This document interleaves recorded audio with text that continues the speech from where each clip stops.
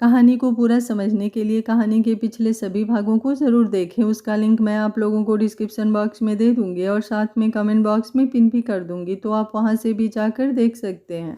पंडित जी एहसास की तरफ देखते हुए बोले, उस दिन तो फिर रूहानी मंदिर से चली गई, लेकिन ऐसा नहीं था कि उसके बाद फिर वो कभी मंदिर नहीं आई, बल्कि हर दूसरे तीसरे दिन वो मंदिर आती थी और बिल्कुल खुश दिखाई देती थी। पहले तो मैं यही सोचता था कि मैं कैसे उसकी मदद करूं, कैसे उसका इलाज करवाऊं। मुझे लग रहा था कि शायद सर पर लगने चोट की वजह से उसे कोई सदमा लगा हो, इसलिए वो निष्कर्ष की बातों को भूल गई है। लेकिन जिस तरह से वो निष्कर्ष को इमेजिन करती थी, वो कोई छोटी मोटी बात नहीं थी। उसके बदन पर नहीं बल्कि उसके दिल पर चोट लगी थी, इसलिए इलाज बदन की चोट का नहीं बल्कि दिल की चोट का ज़रूरी था। और वो इलाज वही कर सकता है एहसास बेटा, जो उसके दिल को समझे, जो उसे दिल से प्यार करे। पिछले 6 महीनों से रूहानी एक अधूरी जिंदगी जी रही है और मैं चाह कर भी उसकी कोई मदद नहीं कर पा रहा था। लेकिन अब मुझे एक उम्मीद नजर आ रही है, और वो उम्मीद तुम हो। मुझे नहीं पता रूहानी के लिए तुम्हारे दिल में प्यार कितना सच्चा है, कितना झूठा, लेकिन इतना जरूर कहूँगा कि अगर 1% भी झूठा है तो पीछे हट जाओ, वो पहले ही जख्मी है, उसे और जख्मी मत करना। और अगर तुम्हारा प्यार और तुम्हारे इरादे बेहद मजबूत हैं तो फिर बेशक से तुम्हें कुछ भी क्यों ना करना पड़े, पर रूहानी को उसके दर्द से आज़ाद करके ही रहना। उस अधूरी ज़िंदगी को किसी भी कीमत पर पूरा करना, और पूरा करना अपने इश्क से। उनकी बात सुनते हुए एहसास की धड़कनें बढ़ी हुई थी। वो पंडित जी की तरफ देखते हुए बोला, फिक्र मत कीजिए पंडित जी, रूहानी को जितनी तकलीफें बर्दाश्त करनी थी उसने कर ली। अब उसकी ज़िंदगी में सिर्फ और सिर्फ खुशियाँ होंगी और सज़ा मिलेगी उस इंसान को जिसने रूहानी के साथ ये सब कुछ किया। मैं वादा करता हूँ आपसे पंडित जी कि रूहानी के साथ जो कुछ भी हुआ उसका बदला मैं उस निष्कर्ष से लेकर रहूँगा। आप मुझे बस इतना बताइए कि क्या आप जानते हैं वो कहाँ रहता है, या फिर उसके बारे में कुछ भी इन्फॉर्मेशन। पंडित जी ने अपना सरनामे हिला दिया और बोले, नहीं, कोशिश की थी पता लगवाने की, लेकिन नहीं लगवा पाया। एहसास व्यंग से मुस्कुराया और बोला, कोई बात नहीं, ये एहसास अरोड़ा वो भी कर सकता है जो कोई भी नहीं कर सकता। वो निष्कर्ष अगर रूहानी के पैरों पर नहीं गिरा तो मैं भी एहसास अरोड़ा नहीं। ये बोलते हुए उसके चेहरे पर डेविल एक्सप्रेशंस थे। पंडित जी उसके पास आए और बोले, रात बहुत हो गई है, बाहर मौसम भी खराब है, अगर तुम चाहो तो यहाँ पर आराम कर सकते हो। एहसास मुस्कुराया और बोला, नहीं पंडित जी, मैं चलता हूँ। अब रूहानी के साथ ही दोबारा आपके पास आऊँगा महादेव का आशीर्वाद लेने। ये बोलकर वो मुस्कुराते हुए वहाँ से चला गया और पंडित जी बस उसकी तरफ देखते रह गए। पिछले 7-8 महीनों से वो बस यही सोच रहे थे कि इस दुनिया में कितने घटिया लोग रहते हैं, लेकिन अब उन्हें एहसास को देखते हुए ये भी महसूस हो रहा था कि इस दुनिया में अगर घटिया लोग हैं तो कुछ अच्छे लोग भी हैं जिनके दिल और नियत दोनों साफ है, न कि निष्कर्ष की तरह सिर्फ दगाबाजी और घटियापन। वहीं दूसरी तरफ द ड्रीम होम्स, रूहानी आराम से अपने बिस्तर पर सोई हुई थी, लेकिन अब अचानक से ही उसे बेचैनी सी महसूस होने लगी। एक झटके से उसने अपनी आंखें खोली और बिस्तर पर अपनी बगल में देखने लगी, जहां पर उसकी इमेजिनेशन के हिसाब से निष्कर्ष होता था। वो हल्का सा मुस्कुराई और बोली, आप भी ना निष्कर्ष ब्लैंकेट लेना भूल जाते हैं, ठंड का मौसम है, बाहर बारिश आ रही है, अगर आपको सर्दी लग गई तो। ये बोलते हुए उसने ब्लैंकेट लिया और उसे ऊपर की तरफ उड़ा दिया, जैसे सच में निष्कर्ष वहां पर सो रहा हो और वो ब्लैंकेट से उसे ढक रही हो। एक बार फिर से वो आराम से बिस्तर पर लेट गई, लेकिन अब एक बार फिर से उसे बेचैनी होने लगी थी। उसे समझ नहीं आ रहा था कि वो इतनी बेचैन क्यों हो रही है। उसे हल्का पसीना भी आ रहा था, जो कि बारिश के मौसम में आना तो नहीं चाहिए था। वो खुद से ही बोली, शायद मुझे प्यास लगी है, जाकर पानी पी लेती हूँ, अगर ऐसे पूरी रात जागती रहूँगी तो कल ऑफिस कैसे जाऊँगी। ये बोलकर वो बिस्तर से उठी और फिर किचन में पानी पीने के लिए गई। पानी पीकर वो वापस बैठ कर लेटी, लेकिन बेचैनियाँ कम होने का नाम ही नहीं ले रही थी। हार कर अब वो बालकनी की तरफ आई और बाहर बरसते हुए आसमान की तरफ देखने लगी। तभी उसकी नज़र नीचे की तरफ भी गई जहाँ पर गाड़ी से लगकर एक शख्स खड़ा था और उस शख्स को देखते ही रूहानी के होश उड़ गए। ये शख्स कोई और नहीं एहसास था। एहसास बारिश में पूरी तरह से भीग चुका था। वो रूहानी का कोई वहम नहीं था, बल्कि सच में एहसास वहाँ था। रूहानी खुद से ही बोली, एहसास सर यहाँ पर क्या कर रहे हैं और वो बारिश में भीग क्यों रहे हैं? ऐसे तो उन्हें ठंड लग जाएगी, मुझे नीचे जाकर उनसे पूछना होगा। ये बोलकर उसने बालकनी का दरवाज़ा बंद किया और अगले ही पल अपने फ्लैट से बाहर निकल कर नीचे की तरफ आए जहाँ पर बारिश अपना तूफानी रूप ले चुकी थी। रूहानी के हाथ में छाता था जो तूफान की वजह से उड़ रहा था, लेकिन जैसे तैसे रूहानी आकर एहसास के सामने खड़ी हुई। उसने तुरंत अपने हाथ में पकड़ा हुआ छाता एहसास के सिर के ऊपर कर दिया, जिससे अब बारिश की बूंदें थोड़ी बहुत उसके ऊपर गिरने लगी, लेकिन एहसास तुरंत आगे की तरफ हो गया, जिससे अब रूहानी और एहसास दोनों उस छाते के नीचे थे। रूहानी परेशान होते हुए बोली, सर आप यहाँ क्या कर रहे हैं और आप ऐसे बारिश में भीग क्यों रहे हैं? आपकी तबीयत खराब हो जाएगी। आपको कोई काम था क्या? आप यहाँ पर किसी से मिलने आए हैं क्या? ये बोलते हुए वो एहसास की तरफ देख रही थी और एहसास सिर्फ उसके चेहरे को देख रहा था। रूहानी एक बार फिर से बोली, क्या हुआ सर? आप मुझे ऐसे क्यों देख रहे हैं? यहाँ पर हवा बहुत ज़्यादा तेज़ है और बारिश भी। प्लीज़ आप अंदर चलिए ना, या फिर आप अपनी गाड़ी में बैठ जाइए। एहसास हल्का सा मुस्कुराया और बोला, गाड़ी लॉक है रूहानी, अगर अनलॉक होती तो बैठ जाता। आज शायद मेरी किस्मत ख़राब है या फिर कुछ ज़्यादा ही अच्छी है। मैंने अपनी गाड़ी की चाबी गंवा दी, लेकिन देखो मेरी हेल्प करने के लिए तुम आई हो। क्या तुम मुझे अपने घर ले जा सकती हो? अगर निष्कर्ष को बुरा ना लगे तो।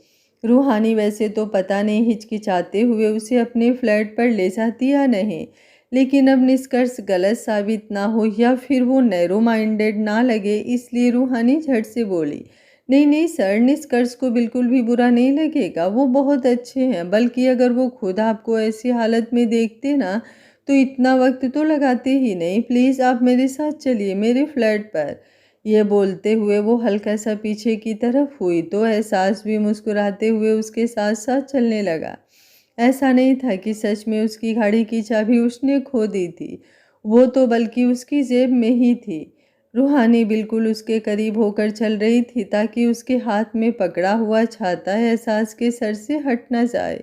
वहीं एहसास हल्का सा लड़खड़ाया, जिससे साफ पता चल रहा था कि उसने ड्रिंक की हुई है। बेशक से उसकी बातों से उसके रंग होने का कुछ पता नहीं चल रहा था, लेकिन उसकी गहरी लाल आंखें बहुत कुछ बोल रही थी। रूहानी उसे लेकर अपने फ्लैट में आई। फ्लैट के अंदर आते ही एहसास की नज़रें इधर उधर घूम रही थी। रूहानी कुछ कहती उससे पहले ही एहसास बोला, वैसे अगर तुम चाहो तो निष्कर्ष को उठा सकती हो, लेकिन कल उसे ऑफिस जाना होगा ना। ऐसे में अगर वो अब उठेगा तो उसकी नींद खराब हो जाएगी और फिर नींद पूरी ना होने पर कल पूरा दिन उससे काम नहीं होगा। अगर तुम चाहो तो तुम उसे उठा सकती हो, लेकिन पूरा दिन कितनी मेहनत से अपने ऑफिस में काम करके आया होगा, वो कितना थक गया होगा ना। पर अगर तुम चाहो तो तुम उसे उठा सकती हो। उसकी बातें सुनते हुए रूहानी खुद कंफ्यूज हो गई थी। वैसे तो निष्कर्ष को वो ज़रूर उठाती, लेकिन अब एहसास की बातें उसके दिमाग में चल रही थी कि निष्कर्ष थका हुआ है और उसे उठाना सही नहीं होगा। इसलिए वो तुरंत बोली, हाँ आप बिल्कुल सही कह रहे हैं, निष्कर्ष पूरा दिन काम करने के बाद थक गए होंगे। हम एक काम करते हैं, हम उन्हें सोए रहने देते हैं। मैं आपको निष्कर्ष के कपड़े दे देती हूँ। इतने महंगे नहीं हैं जितने महंगे आप पहनते हैं, लेकिन आपके कपड़े पूरे गीले हो गए हैं। अगर आप इन कपड़ों में रहोगे तो बीमार हो जाओगे ना। ये बोलते हुए वो अंदर वाले रूम की तरफ बढ़ गई। उसने क्लोजेट में से निष्कर्ष की एक टी शर्ट और लोअर निकाला और फिर उसे लेकर वापस बाहर हॉल में आई तो देखा एहसास अपनी शर्ट उतार भी चुका था। अगर कोई भी लड़की उसे इस सिचुएशन में देखती तो बस तुरंत पिघल जाती। एहसास को यूं शर्टलेस देखकर उस लड़की का आहें भरना कन्फर्म था, लेकिन रूहानी के चेहरे पर कोई एक्सप्रेशंस नहीं बदले। बस एक हल्की सी मुस्कुराहट थी उसके चेहरे पर, जो हमेशा होती थी।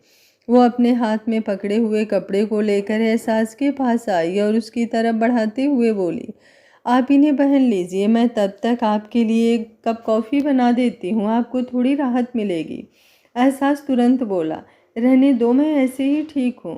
रूहानी झट से बोली, नहीं सर, आपको कॉफ़ी की ज़रूरत है, वरना आपको ठंड लग जाएगी। एहसास मुस्कुराया और बोला, नहीं, मैं कॉफ़ी कम पीता हूँ और रात को तो बिल्कुल भी नहीं। वैसे भी ये जगह मेरे लिए अनजान है, मुझे सोने में प्रॉब्लम होगी, कॉफ़ी पी ली तो बिल्कुल भी नींद नहीं आएगी। इसलिए तुम रहने दो, मैं कल दवा ले लूँगा तो कुछ नहीं होगा मुझे। उसकी बात सुनकर रूहानी ने अपना सर हाँ में हिलाया और बोली, आप इस रूम में सो जाइए, अगर कोई ज़रूरत हो तो मुझे बता दीजिएगा। उसकी बात सुनकर एहसास मुस्कुराते हुए उस रूम की तरफ बढ़ गया और रूहानी अपने रूम में वापस आ गई। वो बिस्तर पर लेटी, उसकी नज़रें निष्कर्ष पर गई जो सिर्फ उसकी इमेजिनेशन में ही वहाँ पर सो रहा था। वो उसे देखते हुए बोली, अच्छा किया मैंने जो आपको उठाया नहीं, कम से कम आपकी नींद तो डिस्टर्ब नहीं हुई। ये बोलकर वो मुस्कुराई और फिर चुपचाप तकिए पर सर रखकर लेट गई। कुछ ही देर में वो गहरी नींद में जा चुकी थी। तकरीबन 1.5-2 घंटे से वो बेचैन हो रही थी, जिसकी वजह से अब उसे काफ़ी ज़ोरों से नींद आई थी। वहीं उसके सोने के बाद दरवाजे पर कदमों की आहट हुई और एहसास रूहानी की तरफ देखते हुए बिल्कुल उसके करीब आ गया। उसने उसकी बगल में देखा, जहाँ पर ब्लैंकेट को ढंग से उड़ाया हुआ था। मतलब साफ था कि रूहानी तो अपनी ही दुनिया में थी, जहाँ उसके साथ निष्कर्ष सो रहा था। वो हल्का सा मुस्कुराया और फिर उस ब्लैंकेट को साइड कर उस तरफ से रूहानी के बिल्कुल बगल में आकर बैठ गया। वो रूहानी की तरफ देखते हुए बोला, मुझे कॉफ़ी पिलाना चाहती थी तुम, लेकिन अगर कॉफ़ी पी लेता तो ये नशा उतर जाता जो तुम्हारे पास आने से पहले किया है। तुम्हें पता है मैंने ड्रिंक की, क्योंकि वो सब भुलाने के लिए जो मुझे पंडित जी ने बताया, लेकिन मैं कुछ भी नहीं भुला पा रहा हूँ। मैंने ड्रिंक की ताकि मैं तुम्हारे करीब आ सकूँ, क्योंकि होश में रहकर मुझे मेरी लिमिट्स याद आ जाती है, जो अब मैं बिल्कुल याद नहीं रखना चाहता। ये बोलते हुए वो मुस्कुराया और उसने अपना हाथ रूहानी के गाल पर रख दिया। रूहानी आराम से सोई हुई थी। एहसास रूहानी की तरफ देखते हुए बोला, मैंने सुना है प्यार में कोई हद नहीं होती, तो एहसास अरोड़ा को तो वैसे ही हर चीज़ हद से पार करने के लिए बनाया है। पहले उसने अपनी लाइफ में जो कुछ भी किया वो लिमिटलेस होकर किया, और अब उसका प्यार भी बेहद होगा। ना कोई हद और ना ही कोई रोक टोक। उस निष्कर्ष ने तुम्हारे करीब आने के लिए तुम्हारे दिल के साथ खिलवाड़ किया था, इसलिए वो गलत है। लेकिन मैं जानता हूँ कहीं ना कहीं करना तो मुझे भी वही पड़ेगा, पर मैं जो भी करूँगा वो सिर्फ तुम्हारे लिए करूँगा। रूहानी, आई लव यू। सोचा नहीं था कभी किसी से कहूँगा, लेकिन आई रियली लव यू। पहली नज़र का प्यार तो नहीं है ये शायद, पर तुम मेरी धड़कन बढ़ाती हो, और अब मैं इन धड़कनों पर हमेशा के लिए तुम्हारा नाम लिखूँगा। ये बोलते हुए वो बिल्कुल उसके चेहरे पर झुक गया। अब तक उसने खुद को संभाल रखा था, लेकिन अब उसका नशा उसके सिर पर हावी हो रहा था।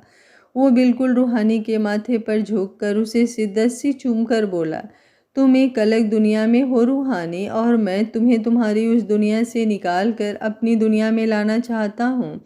तुम मेरा साथ दोगी ना रूहानी? ये बोलते हुए वो बड़े ही प्यार भरी नज़रों से रूहानी को देख रहा था, और वो कब झुकते झुकते पूरी तरह से उसके बगल में लेट गया, उसे पता ही नहीं चला। उसकी गहरी सांसें रूहानी के चेहरे को छू रही थी, जो उसके चेहरे के बिल्कुल करीब था, और अब रूहानी का चेहरा उसकी गर्म सांसों की वजह से थोड़ा लाल होता जा रहा था। रूहानी ने नींद में ही करवट ली और बिल्कुल उसके सीने में सिमट कर सो गई। एहसास ने भी कसकर उसे अपनी बाहों में जकड़ लिया था। एक पहले ही प्यार में दीवानी थी और दूसरा अब दीवानेपन की हर हद को पार करने वाला था। दो दिल थे जो प्यार में डूबे थे और फिलहाल गहरी नींद में सोए हुए थे। सुबह का वक्त, एहसास की आंखें खुली और उसने अपने बगल में सोई हुई रूहानी की तरफ देखा। कल रात नींद में डिस्टरबेंस होने की वजह से वो अब तक उठी नहीं थी। एहसास की आंखें बड़ी हो गई। ऐसा नहीं था कि वो डरता था, लेकिन रूहानी की ऐसी सिचुएशन नहीं थी कि वो किसी भी तरह का रिस्क ले सके, इसलिए वो झट से अपनी जगह से उठा। वो बिस्तर से उतरने ही वाला था कि अचानक उसने पलटकर रूहानी की तरफ देखा। उसके चेहरे पर हल्की सी मुस्कुराहट तैर गई। ये वो पहली सुबह थी जहां उसके दिन की शुरुआत ही रूहानी से हो रही थी। रूहानी का चेहरा देखकर हो रही थी। वो मुस्कुराते हुए उसके चेहरे पर झुका और उसके गाल को बड़े ही प्यार से चूम कर बोला, गुड मॉर्निंग रूह। रूहानी जो पूरी तरह से नींद में थी, उसने हल्की सी अंगड़ाई ली और कसमसाने लगी। उसके उठने से पहले ही एहसास तुरंत बिस्तर से नीचे उतरा और चुपचाप रूम से बाहर निकल गया। उसके जाने के बाद रूहानी एक बार फिर से आराम से सो चुकी थी। तकरीबन 10 मिनट बाद ही उसकी आंखें खुली। उसने मुस्कुराते हुए अपने बगल में देखा जहां ब्लैंकेट नीचे की तरफ सरका हुआ था। वो मुस्कुराकर बोली, आप इतनी जल्दी उठ भी गए निष्कर्ष? शायद आप वॉशरूम में होंगे। इससे पहले कि आप रूम से बाहर जाएं, मुझे आपको बताना होगा कि कल एहसास सर हमारे फ्लैट में ही सोए थे। ये बोलकर वो बिस्तर से नीचे उतरी। तभी उसकी इमेजिनेशन में ही निष्कर्ष वॉशरूम से बाहर आया। रूहानी ने मुस्कुराते हुए उसकी तरफ देखा और बोली, गुड मॉर्निंग निष्कर्ष। ये बोलकर वो सामने वॉशरूम की तरफ आई और फिर अपनी इमेजिनेशन में निष्कर्ष को देखते हुए बोली, वो मुझे आपको बताना था कि कल बारिश बहुत ज़्यादा तेज़ हो रही थी। अचानक ही मैंने देखा कि एहसास सर नीचे पार्किंग में खड़े बारिश में भीग रहे थे। उनकी गाड़ी की चाबी गुम हो गई थी उनसे, इसलिए मैं उन्हें हमारे फ्लैट में ले आई। मैंने ठीक किया ना निष्कर्ष? ये बोलते हुए वो बड़ी ही क्यूट लग रही थी। उसी वक्त दरवाजे पर एहसास आकर खड़ा हुआ, लेकिन रिहानी को उसके आने का पता भी नहीं चला। निष्कर्ष ने पता नहीं सामने से क्या कहा, जो सुनकर रूहानी मुस्कुराई और बोली, मुझे पता ही था आप ऐसा ही कहेंगे, क्योंकि आप बहुत अच्छे इंसान हैं निष्कर्ष। आप किसी को प्रॉब्लम में देख ही नहीं सकते। आप जल्दी से रेडी हो जाइए, तब तक मैं भी शावर लेकर आती हूँ। फिर आपके लिए अच्छा सा ब्रेकफास्ट बनाऊंगी। ये बोलकर वो तुरंत वॉशरूम की तरफ चली गई। एहसास जो दरवाजे पर खड़ा था वो हल्का सा मुस्कुराया और बोला, प्यार करना अगर किसी को सीखना हो तो उसे तुमसे सीखना चाहिए रूहानी। लेकिन इस दुनिया में ऐसे प्यार का मोल नहीं। वैसे तो तुम्हारा प्यार बेहद खास है, लेकिन मैं इतना ही कहूँगा कि कोई तुम जैसा भी दीवाना ना हो। ये बोलते हुए उसकी आवाज़ में एक तकलीफ भी नज़र आ रही थी। वो रूम से बाहर आया और वापस उस रूम में आया जहाँ रूहानी ने उसे सोने के लिए कहा था। वहाँ आते ही उसने अपने फ़ोन से राहुल को कॉल किया। राहुल जो इस वक्त नहाने वॉशरूम में जा रहा था, जब उसका फ़ोन बजा तो वो हैरान हुआ। इतनी सुबह सुबह फ़ोन बजना मतलब एहसास का ही फ़ोन होगा और कुछ इम्पोर्टेंट ही होगा। उसने तुरंत कॉल रिसीव किया। सामने से एहसास की आवाज़ आई, 85525 नंबर स्विच ऑफ है, पर मुझे इस नंबर की सारी डिटेल चाहिए और ये नंबर एक्टिव करवाओ। सिर्फ आधा घंटा तुम्हारे पास है। अगर आधे घंटे में नंबर एक्टिव नहीं हुआ तो तुम्हारी वैलिडिटी मैं अपने हाथों से ख़त्म करूँगा। समझे या समझाऊँ? उसकी बात सुनकर राहुल हैरान रह गया, लेकिन वो कुछ कहता उससे पहले ही एहसास ने कॉल डिस्कनेक्ट कर दिया था। राहुल के होश उड़े हुए थे। उसकी गर्लफ्रेंड जो उसके साथ लिव इन में रहती थी, वो उसकी तरफ देखते हुए बोली, क्या हुआ? जाओ ना, जल्दी से शावर ले लो, फिर मुझे भी शावर लेना होगा। राहुल जल्दी से क्लोजेट की तरफ भागते हुए बोला, अरे नहाने का टाइम नहीं है मेरे पास। ये बोलकर उसने अपने लिए कपड़े निकाले और तुरंत रेडी होने लगा। वो जानता था अगर उसने सच में आधे घंटे के अंदर एहसास का दिया हुआ काम नहीं किया तो एहसास अपनी धमकी ज़रूर पूरी करेगा, इसलिए वो एक सेकंड भी वेस्ट नहीं कर सकता था। वहीं दूसरी तरफ रूहानी अच्छे से रेडी होने के बाद किचन में आई और कॉफ़ी बनाने लगी। कल तो एहसास ने कॉफ़ी नहीं पी, लेकिन आज उसने उसके लिए कॉफ़ी बनाई और फिर उसे लेकर एहसास के रूम में आई। एहसास जो अभी भी बेड पर बैठा था, उसने जैसे ही रूहानी को देखा वो मुस्कुराते हुए बोला, गुड मॉर्निंग रूह। उसके मुंह से अपना आधा नाम सुनकर रूहानी ने हैरानी से उसकी तरफ देखा और बोली, सर मेरा नाम रूह नहीं रूहानी है। एहसास मुस्कुराया और बोला, मैं बहुत अच्छी तरह से जानता हूँ। रूहानी ने काफ़ी साइड टेबल पर रखी और बोली, मैं आपके लिए कॉफ़ी बनाकर लेकर आई थी और आपने मुझे ये निकनेम क्यों दिया सर? निक नेम तो उन्हें देते हैं ना जिनसे हम प्यार करें या जो हमारे लिए खास हो। मैं तो आपकी पर्सनल असिस्टेंट हूँ, तो फिर ये निक नेम, मुझे कुछ समझ नहीं आया। एहसास मुस्कुरा रहा था। कितनी आसानी से रूहानी अपने दिल की बात बोल देती थी। अगर कोई और लड़की होती तो शायद ये सवाल पूछने में भी हिचकिचाती। एहसास ने वो कॉफ़ी का कप अपने हाथ में उठाया और बोला, ऐसा कुछ नहीं है, हम किसी को भी निकनेम दे सकते हैं। और मुझे तुम्हारा नाम थोड़ा बड़ा लगता है, इसलिए मैंने इसे छोटा कर दिया। पर मैं भूल गया कि तुम तो मैरिड हो। अगर निष्कर्ष को पता चलेगा कि मैंने तुम्हें ऐसा कोई निकनेम दिया तो उसे बुरा लगेगा ना। शायद निष्कर्ष इतना ओपन माइंडेड ना हो। उसकी बात सुनकर रूहानी झट से बोली, नहीं नहीं सर, ऐसा बिल्कुल भी नहीं है। उन्हें कुछ बुरा नहीं लगेगा, वो बहुत अच्छे इंसान हैं। उनकी सोच भी बहुत अच्छी है। आप मुझे ये निकनेम दे सकते हैं। आप जल्दी से अपनी कॉफ़ी ख़त्म कर लीजिए, तब तक ब्रेकफास्ट रेडी हो जाएगा। आपके पास कपड़े तो। अभी वो बोल ही रही थी कि डोरबेल बजी। एहसास उसकी तरफ देखते हुए बोला, मैंने अपने कपड़े मंगवा लिए हैं, जाओ ना, मुझे दरवाजे पर से मेरे कपड़े ला दो। रूहानी ने मुस्कुराते हुए अपना सिर हाँ में हिलाया और एहसास मुस्कुराते हुए कॉफ़ी पीने लगा।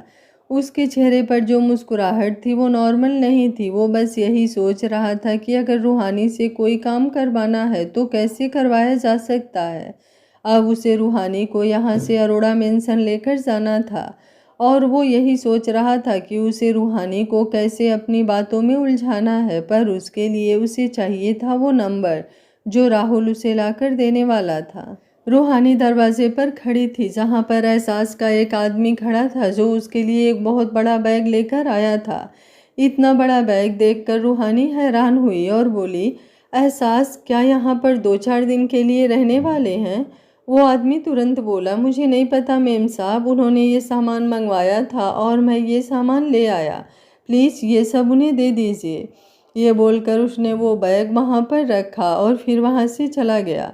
रूहानी उस बैग को लेकर अंदर की तरफ आई और एहसास के सामने खड़े होकर बोली, माफ़ कीजिएगा सर, शायद आपको मेरा सवाल थोड़ा अजीब लगे, लेकिन क्या आप यहाँ पर 2-4 दिन रहने वाले हैं? ये बोलते हुए उसके चेहरे पर हद दर्जे की मासूमियत नज़र आ रही थी। वहीं उसके इस सवाल पर एहसास मुस्कुराया। वो बिस्तर से उठ चुका था और बालकनी के पास खड़ा था, लेकिन अब वो बालकनी से रूहानी की तरफ आया और उसे देखकर मुस्कुराते हुए बोला, बिल्कुल भी नहीं, मैं यहाँ पर नहीं रहने वाला, लेकिन मेरा एक दिन का सामान भी इतना ही होता है। एक्चुअली मेरे शूज वगैरह सब कुछ ख़राब हो गया, तो मुझे ये सारा सामान चाहिए होगा। मैं बस जल्दी से रेडी हो जाता हूँ, तब तक तुम मेरे लिए अच्छा सा ब्रेकफास्ट बना दो। बड़ा मन कर रहा है मेरा तुम्हारे हाथों से ब्रेकफास्ट खाने का। वैसे अगर निष्कर्ष की पसंद से भी बनाओगी तो चलेगा, कहीं बाद में उसे बुरा लगा कि तुमने मेरी पसंद का ब्रेकफास्ट बनाया। वैसे मुझे आलू के पराठे बहुत पसंद हैं।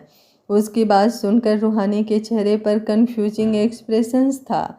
उसे समझ नहीं आ रहा था कि वो अब क्या करे, निष्कर्ष की पसंद का ब्रेकफास्ट बनाए या फिर एहसास की पसंद का। वहीं उसके वो एक्सप्रेशंस देखकर एहसास मुस्कुराया और अपने बैग में से अपना टॉवेल और इनर वियर वगैरह लेकर वॉशरूम में बढ़ते हुए बोला, मुझे इसी वॉशरूम में जाना है ना?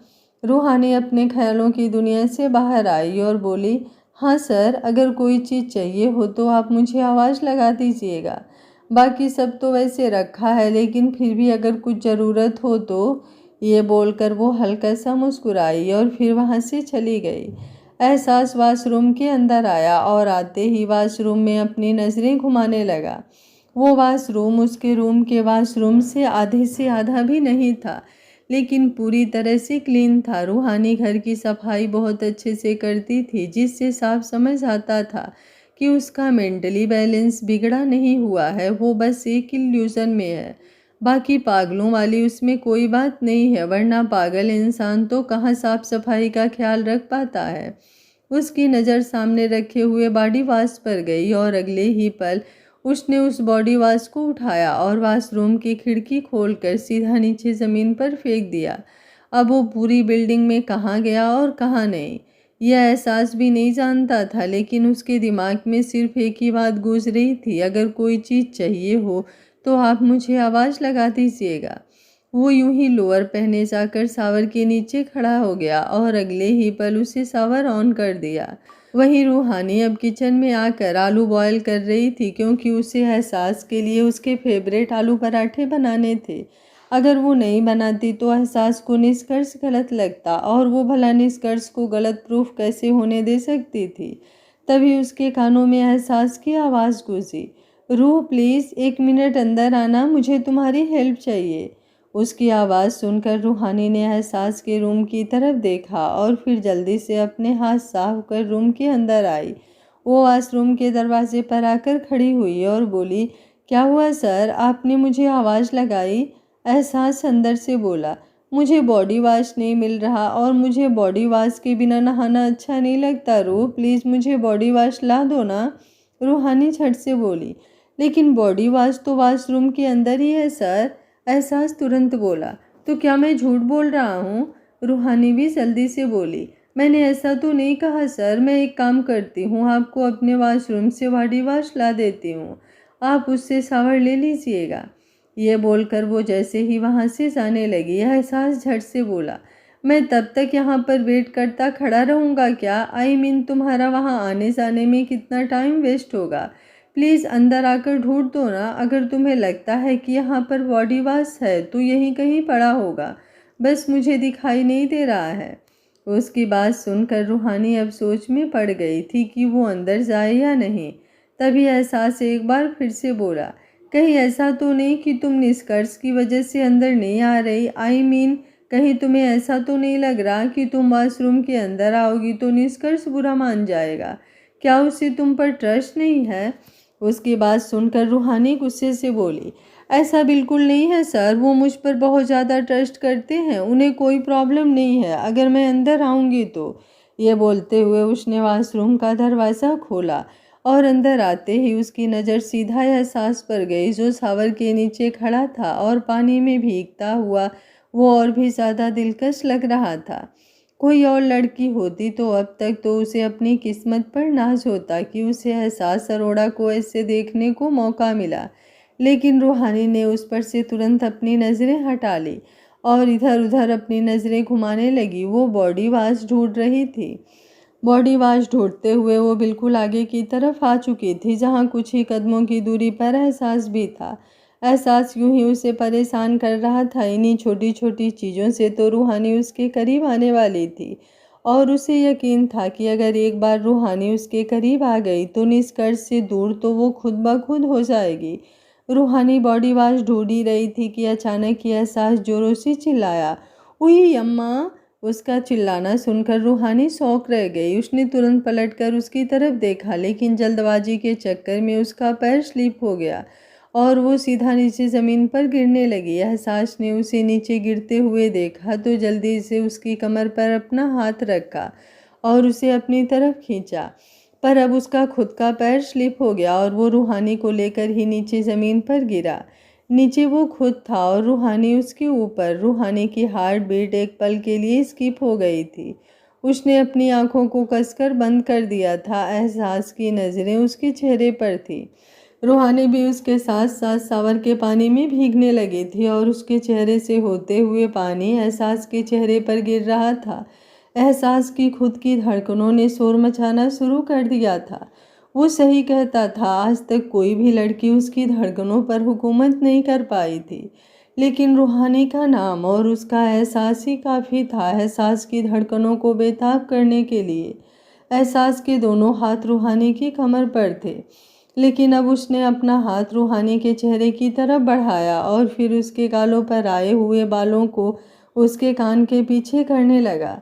जैसे ही रूहानी को उसका टच अपने चेहरे पर महसूस हुआ, वो एकदम से कांप उठी और उसने तुरंत अपनी आंखों को खोल दिया। उसकी बढ़ती हुई धड़कनों की वजह से उसका खुद का सीना ऊपर नीचे की तरफ हो रहा था। वो एहसास की तरफ देखते हुए बोली, आपकी वजह से मैं गिर गई। एहसास हल्का सा मुस्कुराया और बोला, आई एम सॉरी। रूहानी मुँह बनाते हुए बोली, आप चिल्लाए क्यों थे? एहसास ने हैरानी से पूछा, मैं कब चिल्लाया? रूहानी गुस्से से बोली, आप चिल्लाए थे और बुरी तरह चिल्लाए थे, उई अम्मा बोलकर। ये बोलते हुए उसका लहजा अब शिकायती हो चुका था। उसकी बात पर एहसास हंसने लगा। उसे हंसते हुए देखकर रूहानी ने एक बार फिर से मुंह बनाया और बोली, अब आप हंस क्यों रहे हैं? एहसास ने उसका गाल पकड़ा और उसे खींचते हुए बोला, तुम बहुत क्यूट हो रूह, क्योंकि जिसे तुम मेरा चिल्लाना समझ रही हो वो मेरा चिल्लाना नहीं था, बल्कि मैं तो सॉन्ग सिंग कर रहा था। न्यू सॉन्ग आया है ना? उई अम्मा, मैं तो टूट कर बिखर गई। बस वही सॉन्ग गा रहा था। मुझे क्या पता था कि तुम इसे मेरा चिल्लाना समझ लोगी और डर जाओगी और फिर मेरे ही ऊपर गिर जाओगी। यह बोलते हुए उसके चेहरे पर शरारती एक्सप्रेशंस आ गए थे। रूहानी एक बार फिर से अपना नाक फुलाकर बोली, ऐसे कोई गाना गाता है क्या? बेशक से साथ खड़े इंसान को मिनी हार्ट अटैक आ जाए। एहसास मुस्कुराते हुए बोला, डोंट वरी, तुम्हें कुछ नहीं होने दूंगा मैं। रूहानी उसकी बात पर उसे गौर से देखने लगी। एहसास ने अब एक बार फिर से उसकी कमर पर अपना हाथ रखा और बोला, तुम तो अब मुझे मेरी सांसों से भी ज़्यादा कीमती हो रूह, तो मैं ऐसे कैसे तुम्हें कुछ होने दे सकता हूँ? रूहानी चुपचाप उसकी तरफ देखती रह गई। बेशक से वो अपने ख्वाबों की दुनिया में निष्कर्ष का प्यार महसूस कर लेती थी, लेकिन उस प्यार में वो एहसास कहाँ थे जो अब एहसास उसे दे रहा था। उसका दिल जोरों से धक धक करने लगा था और उसकी आंखों में नमी तैरने लगी थी। सावर से पानी अभी भी गिर रहा था, जिसकी वजह से रूहानी के चेहरे पर भी पानी था, लेकिन फिर भी वो आंसुओं की बूंदें एहसास को बहुत अच्छी तरह से दिखाई दे रही थी। उसने रूहानी का चेहरा अब अपने हाथ में थाम लिया और प्यार भरी नज़रों से उसे देखने लगा, तो रूहानी के आंसू और भी ज़्यादा तेज हो गए। एहसास ने उसका चेहरा पूरी तरह से अपने चेहरे पर झुकाया और फिर बड़े ही प्यार से उसके माथे को चूम लिया, तो रूहानी ने एक गहरी सांस ली। उसके माथे को बड़ी ही आत्मीयता से चूम कर एहसास प्यार से बोला, मैं तुम्हें कुछ नहीं होने दूंगा रोज़, जब तक मेरी सांसें चल रही है तब तक मैं तुम्हें एक खरोच भी नहीं आने दूंगा। यह बोलकर उसने रूहानी के चेहरे को ऊपर की तरफ उठाया और रूहानी अब एक बार फिर से बस उसकी आंखों में देख रही थी। एहसास जानता था कि रूहानी बहुत ज़्यादा सॉफ्ट हार्टेड है। उसे अपनी बातों में उलझाना बहुत ज़्यादा आसान है। अगर वो इतना ही सोचने समझने वाली होती तो निष्कर्ष के धोखे कैसे खाती। इसलिए वो उसकी तरफ देखते हुए बोला, अब तुम मेरे ऊपर से उठ सकती हो रूह, कहीं ऐसा ना हो निष्कर्ष आ जाए और फिर वो हम दोनों को इस तरह से देख ले। उसे बहुत बुरा लगेगा। उसे लगेगा कि तुम उसे चीट कर रही हो। उसकी बात सुनकर रूहानी एकदम से होश में आई और तुरंत उसके ऊपर से उठ गई। एहसास भी मुस्कुराते हुए ऊपर उठा। रूहानी गुस्से से उसकी तरफ देखते हुए बोली, ऐसा कुछ भी नहीं है जैसा आप सोच रहे हैं। मैं निष्कर्ष को चीट नहीं कर रही हूँ और ना ही कभी करूँगी। आप ही मेरे साथ अजीब अजीब सी चीज़ें कर रहे हैं। एहसास हल्का सा मुस्कुराया और बोला, पहली बात तो मैंने कुछ किया नहीं, और अगर किया भी है तो तुम प्रूफ नहीं कर सकती हो रूह। सो जाओ और जाकर मेरे लिए अच्छा सा ब्रेकफास्ट बनाओ। ये बोलते हुए अब उसने अपना चेहरा सावर की तरफ घुमा लिया और रूहानी बस उसकी तरफ देखते ही रह गई। कैसे एहसास ने उसके माथे को चूमा और फिर उसे ही गलत बना दिया। अब रूहानी को डर लग रहा था कि कहीं सच में निष्कर्ष को ये बात पता ना चल जाए। इसलिए वो सोच रही थी कि वो खुद ही निष्कर्ष को ये सब कुछ बता देगी, पर निष्कर्ष था ही नहीं तो कौन ही उसकी बातें सुनने वाला था, और अगर कोई होता भी तो एहसास कौन सा किसी से डरने वाला था। वो तो जानबूझकर रूहानी से पंगे ले रहा था ताकि इसी बहाने रूहानी को थोड़ी नॉर्मल लाइफ दे पाए। वही रूहानी अब वापस से किचन में आ गई थी और आकर आलू के पराठे बनाने लगी थी। कुछ ही देर में उसने ब्रेकफास्ट रेडी कर डाइनिंग टेबल पर लगा दिया और फिर अपने रूम में गई, जहाँ पर उसकी इमेजिनेशन के हिसाब से निष्कर्ष रेडी हो रहा था और वो इस वक्त आईने के सामने खड़ा था। वो जाकर उसके पीठ के पीछे खड़ी हुई और मुस्कुराते हुए बोली, आप बहुत अच्छे लग रहे हैं निष्कर्ष। वहीं दूसरी तरफ इस वक्त दरवाजे पर एहसास आकर खड़ा हुआ। उसने जब रूहानी को इस तरह से देखा तो हल्का सा मुस्कुराया और बोला, जो तारीफ सुनने के लिए है भी नहीं उसे तारीफ मिल रही है, और जो तड़प रहा है तारीफों के दो लफ्ज सुनने के लिए उसकी तुम्हें कोई परवाह नहीं। ये बोलते हुए उसके चेहरे पर शरारती मुस्कुराहट आ गई थी। क्या हुआ अगर रूहानी उसकी तारीफ नहीं कर रही? वो खुद से जाकर तो उसके मुंह से तारीफ सुन सकता था ना। वो अंदर की तरफ आया और रूहानी की तरफ देखते हुए बोला, मैं कैसा लग रहा हूँ रूहानी ने जब उसकी बात सुनी तो उसकी आंखें बड़ी हो गई। उसके हिसाब से तो निष्कर्ष वही था और उन दोनों की बातें सुन सकता था, तो उसे अजीब सा डर लगने लगा था। वो निष्कर्ष तो कहीं से भी चीट नहीं कर रही थी, लेकिन एहसास ने उसके दिमाग में अलग ही वहम डाल दिया था। एहसास ने रूहानी के एक्सप्रेशंस देखे तो तुरंत बोला, तुम मत बताओ एक काम करता हूँ, निष्कर्ष से ही पूछ लेता हूँ। निष्कर्ष, जरा तुम बताना मैं कैसा लग रहा हूँ? रूहानी ने अपनी नज़र घुमाकर आईने की तरफ देखा, जहाँ उसकी इमेजिनेशन के हिसाब से निष्कर्ष खड़ा था, लेकिन वो कुछ कहती या फिर बोलती उससे पहले ही एहसास बोल पड़ा, अच्छा लग रहा हूँ ना? मुझे पता ही था तुम्हें भी मैं स्मार्ट लगूंगा। मेरी तो चॉइस ही अलग है, लुक भी अलग है और मेरा ऑरा भी अलग है। ये बोलते हुए उसने अपने बालों पर अपना हाथ रखा और उन्हें पीछे की तरफ लेकर गया। रूहानी तो बस उसकी तरफ देखती रह गई। एहसास ने अब वापस रूहानी की तरफ देखा और बोला, तुमने ब्रेकफास्ट लगा दिया खुशबू तो बहुत अच्छी आ रही है। रूहानी ने अपना सर हाँ में हिलाया और बोली, हाँ मैंने डाइनिंग टेबल पर ब्रेकफास्ट लगा दिया। एहसास तुरंत बोला, वो तो मुझे पता है क्योंकि निष्कर्ष तो डाइनिंग टेबल पर जा भी चुका है। रूहानी उसकी बात सुनकर पीछे की तरफ आ गई।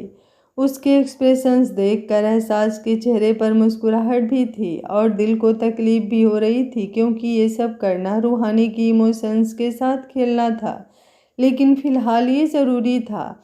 बाहर डाइनिंग टेबल पर बैठकर एहसास ब्रेकफास्ट करने लगा और रूहानी भी उसके सामने आकर बैठी। एहसास यूं ही सामने की तरफ देखते हुए बोला, निष्कर्ष, तुम्हें तो आज प्रमोशन मिलने वाला है ना? आई मीन मेरे तुम्हारे बॉस से बात हुई थी तो उन्होंने बताया कि तुम बहुत अच्छा काम कर रहे हो। अब तो शायद तुम्हें ट्रिप्स पर भी जाने का मौका मिले। सुना है तुम्हारी कंपनी का एक टूर अब ऑस्ट्रेलिया में होने वाला है।